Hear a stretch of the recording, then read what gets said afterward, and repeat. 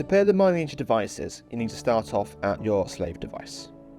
At the device, you're going to go into your menu, device or other settings, down to advanced. If it shows up, enter your passcode.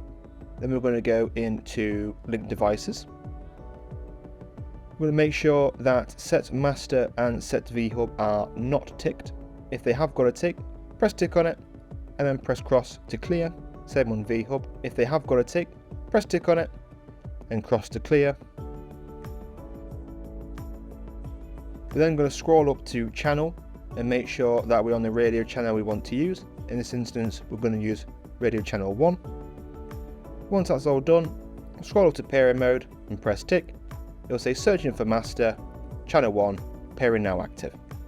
Head over to the other product, your master product. On that product, we're going to go into menu,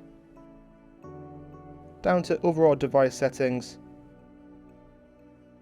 and press plus, down to advanced, and plus. Through the passcode, they're all zeros by default, unless you have changed it. This is where you enter the password here.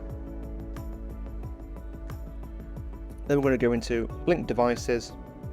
On this device, we need to make sure that set master has a tick next to it. So press plus on it and press plus again to confirm.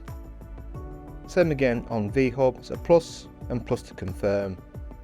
Up to channel, make sure we're on the same channel as the other device. As we can see, channel 1. Then we're going to go to pairing mode. Wait for the other device to show up. That it does. Press plus to lock that in. The device screen will now update. To check this connection has been successful, you can go back to your eddi. The eddi will show pairing mode down the screen. Go to devices and press tick, and you'll then see in that option your zappi and your vhub now shows. That is your Myenergi products now paired.